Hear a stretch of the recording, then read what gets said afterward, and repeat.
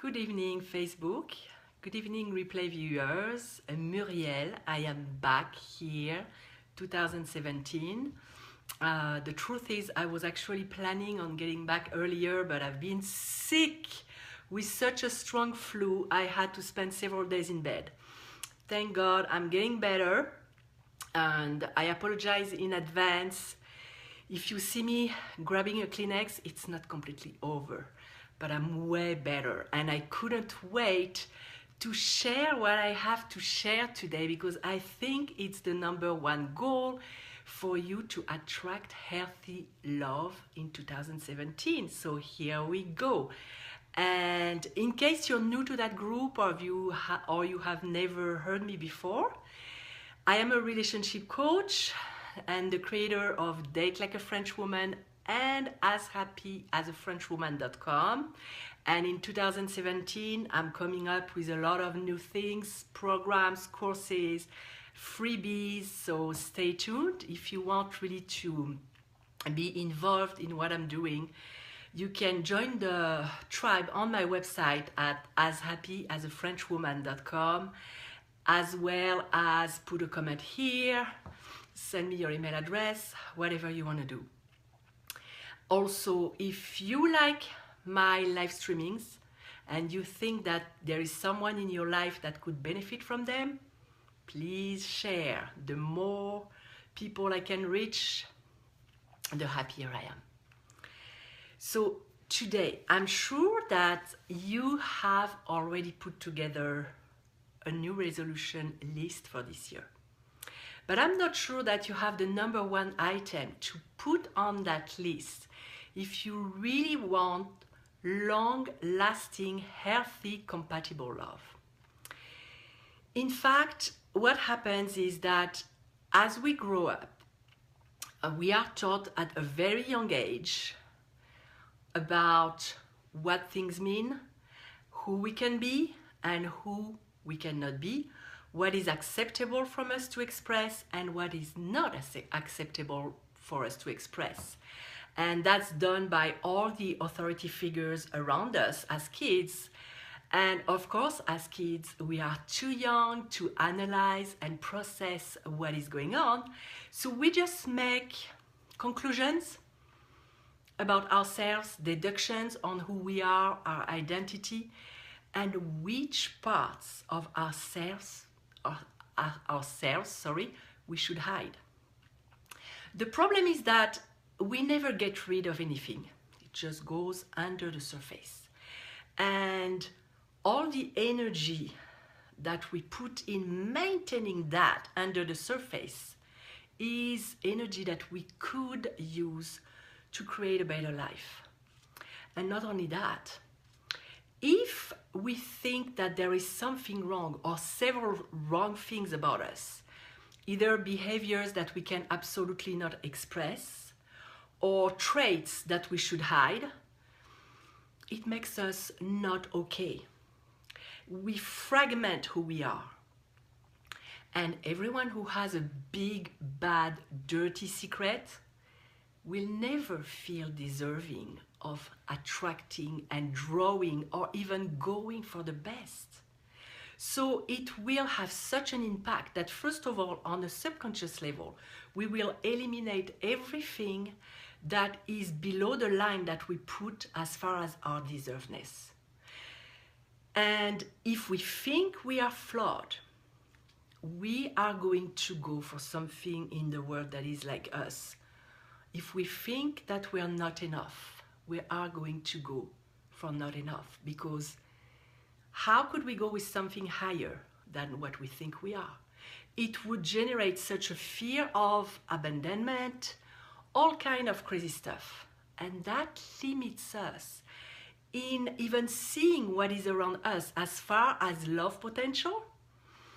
And it sometimes even leads us to accept behaviors and treatments that are not acceptable, because back in the back of our head, we know we're not enough for better. Huge consequence, right? So the way to go about it if we want someone to really love who we are, and if we want them to really show us who they are, we need to show up in the world with our light and with our darkness, with what we love and accept about us and think that is acceptable in society, and with a healthy way to express all the other traits and behaviors that were judged as unacceptable when we were kids and repressed down there. And by the way, it's like the analogy in the coaching world is always to push a ball below the surface of water. At a certain point, when you're tired, when you don't pay attention, when you go on autopilot, this ball is popping right back up. And that happens when we are on autopilot. So let me give you an example. Let's say you enter a relationship, and all your life, since you were young, you were always told not to be needy. I know it was one of mine. I didn't want to be perceived as needy. I wanted to be independent, capable, show everybody that I didn't need, and especially not being perceived as needy, because it has a very negative connotation. But the truth is, I'm actually going to grab my selfie stick. For every quality, there is the healthy side of expressing that trait or quality or behavior, and the unhealthy side.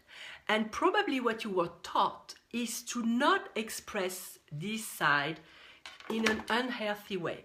Because, not to blame anyone, but who has all knowledge? No one. And as we make mistakes, as we cannot transmit something else than what we know, our parents couldn't either.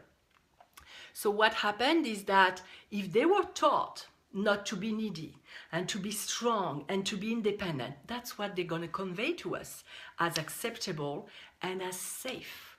So if all your life you have been believing that expressing your needs is unsafe, you will repress, and you will constantly spend your life meeting the needs of others without ever expressing yours. Because there is the needy, unhealthy needy that is like clingy and very insecure and always needs to be reassured or always needs to be helped or whatever it is. And there is the healthy side of that. Like, you know, you have needs. We all have at least the primary needs. One of them is love, connection. And if that need is not met, you cannot be happy, no matter how much you try to convince yourself that you are. Because if you don't dare expressing it, you will try to convince yourself that it's an okay situation, but the frustration is going to just go up and up. And the person that you think is loving you is not even loving the true you. And when you start expressing things in a healthy way, for example, you have couples where one person in the couple loves to do things together all the time. The other one is very independent and loves free time. Once you can express that needs to each other without feeling guilty or dirty or broken or inadequate, you can find a common ground where you can I can't find a word, it's really in my head in French, but you can do some efforts, mutual efforts, to have a common ground where both people's needs are going to be met in the couplehood. And it's all about showing up as who you are without guilt and shame, as long as you express it in a healthy way that's not hurtful and that is respectful. And when you do that, you give permission to the other person to do the same. Because the same fears that you have, the other person may have them too. And when that person sees that you also have your areas of shadows and that you are okay with expressing it and being vulnerable and showing up fully in the relationship, if it is someone who is compatible to you, you will know it right away. because you will find a common ground of communication. If it is someone who's not interested in meeting your needs and is all about his or hers, you will know it too. And being a former overgiver, I know how it is to, because life is very smart this way. If you don't express your needs and you repress them, you're going to draw people who are here to take, because all you're going to do is give, because you will never feel safe to express what you want to receive. Who do you think you're going to attract? Takers, narcissistic people, all the people who don't also show up fully in life because they have another kind of problem, they have the complementary one, who are here to take from you because they can give, they can only take. So that's dangerous. And as I said, we won't see it on a brain level. The reticular activating system in our brain, which acts like a filter to filter your reality and only let in what corresponds to your internal subconscious programs, your beliefs, your behaviors, your models of the world. So if you believe that it's not okay to express your needs, you're going to spot the people to whom you can give only, not the people who can give you, because you don't even know how to connect with that. So that's at a brain level. At an energy level, I always explain energy as an elevator. Whatever level you vibrate at, that's what you're going to be matched with. So guess what happens if you vibrate with an energy that says, I'm not okay, I have a dirty secret, I'm flawed. Who are you going to meet? People who are, hi Jessie, when you vibrate at a level that says, I'm not okay with my areas of shadow, Happy New Year, Jessie. You're going to meet people who are going to mirror that, because life is always on our side. And even when it mirrors negative stuff, it's to help us heal. Our true self, our higher self, whatever you want to call it, our soul, is longing for healing and wholeness, for you to reclaim all the parts of yourselves, the light part and the shadow part, and for you to express any quality that you have been judging as wrong and repressed all your life. So I was talking about neediness. So the healthy side of neediness is to express your needs so they can be met, and vice versa. You give to each other and you find a common ground. Let's talk about something else. Let's talk about, for example, anger, because in my generation it was not okay to express anger as a kid. But the truth is, anger is not always bad. As long, as I said earlier, there is the healthy side of anger and there is the unhealthy side of anger. The unhealthy side of anger is to express anger at all costs, no matter who it hurts, how it's expressed, who it is blaming. That is never okay. But anger, as any other emotion in our body, has its place. It's a message from our subconscious mind that something has been violated, no matter what it is. And you can, first of all, calm yourself. And once you can determine, you sit down and you determine what boundaries has been violated. And it can be, in many cases, we teach people what boundaries they can cross and what boundaries they cannot cross. So usually when we don't set it clearly, we're going to be crossed all over. So usually it comes from not expressing it clearly, without fear, without feeling needy. But it's normal to have limits. I know in my relationships, I have deal breakers. I am absolutely not ready to break them. I mean, somebody's crossing it, that's it. That person is out of my life. So anger, first of all, find a way to express all that side, that burning fire emotion. I love to break stuff. You can. I heard not so long ago about breaking light bulbs in a safe place with a mask and everything. Some people, I tell my clients to take a napkin or a kitchen towel and to slap it against a corner. That's a way to express anger. And once you have determined what it is that needs to be said, you can express to the person to the person you love or you're building a relationship with, that you feel hurt, that you feel angry. Always without blaming, but express what you feel. And then you can see if there is compatibility. Because when there is no fire and the person is really a compatible person, you're gonna find a way to communicate from your heart once you're not really in the emotion anymore. And if it is somebody who's compatible with you, you will have a common ground. I believe that communication is the foundation of any relationship. Any relationship. That's the number one foundation. All the rest comes after, the physical attraction, the whatever comes after. If you don't have someone with whom you can communicate clearly, who's listening and to whom you listen and you really, really listen, there is no need to continue. It's not a healthy relationship. So my wish for you this year, and I'm practicing that too, is to show up in life as the whole of who you are, to reclaim all those parts of yourself that you have been told as a child were not okay. Your angry self, your needy self. Mine, a big one of mine, is my lazy self. And I don't feel entitled. I didn't, because I'm working on it, of course. I didn't feel entitled to just be lazy and not do anything. That was a big no-no. I was constantly pushing myself.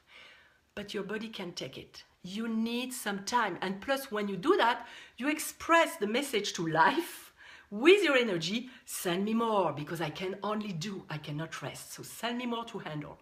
Not a good thing. You want to stop at another level with the elevator on an energy level. And on a brain level, you will stop spotting every 5 seconds everything that has to be done and stop pushing yourself, because you will stop putting your value in the doing all the time. You can put your value in the being and enjoy yourself. So what I would advise you to do, one way of knowing which parts you have really, really repressed, is to do that. Who are you pointing the finger to? Because remember, 1 finger goes that way, 3 fingers goes that way. So every time you blame or you shame someone for something, look at yourself. How do you have a longing to somehow express the quality that you're seeing in front of you in a healthy way? Now, it can be a person who expresses something in an unhealthy way. For example, if you are with someone who's lazy, who you are the person who works all the time and provides, and it's not okay, it's not a healthy lazy, but it's still the quality of laziness. So what does it mean for you? Look at yourself in the mirror. What healthy lazy are you not expressing? What time are you not taking for yourself? What things are you not doing for sole purpose of resting and enjoying? Look at everything you condemned in another. And same way, if it's anger and somebody's hurting someone, it doesn't mean that you should hurt someone. But anger, the healthy side also is assertiveness. My gosh, my English tonight. So what are you not expressing? Where are you afraid to stand your ground, to stand up for yourself? So go for it. Show up in the world in 2017 with your light and your shadow. And you will give permission to everyone that is in front of you to show up as well. As vulnerable as you can be, they will be too. And if the people don't show up, that's just a message for you that don't spend too much time with those people, because you're not resonating really. An amazing filter for dating. Be careful to not go too fast, because relationships take time to build. But when you date, if when you express something to your partner, how it is received. Are you really listened to? Are you really listening to that person? Are you really trying to understand each other and meet each other's needs as possible, as much as possible? And take the blame and the judgment away, because it doesn't help. So that's my wish for you. Don't forget that goal in 2017. Reclaim the wholeness of who you are, the good and the bad. Transform every quality into a healthy expression. I hope it helps. Again, thank you for watching. If it helps, share it with your friends. If you if you want more of that, join my tribe, go on my website, ashappyasafrenchwoman.com, and put any comment under. If you feel like saying something, you have a question, put it under or send it to me in private. I always address people's questions. I love it. Have a wonderful new year. Have a fabulous 2017. And I'll see you next time here on Date Like a French Woman. Bye.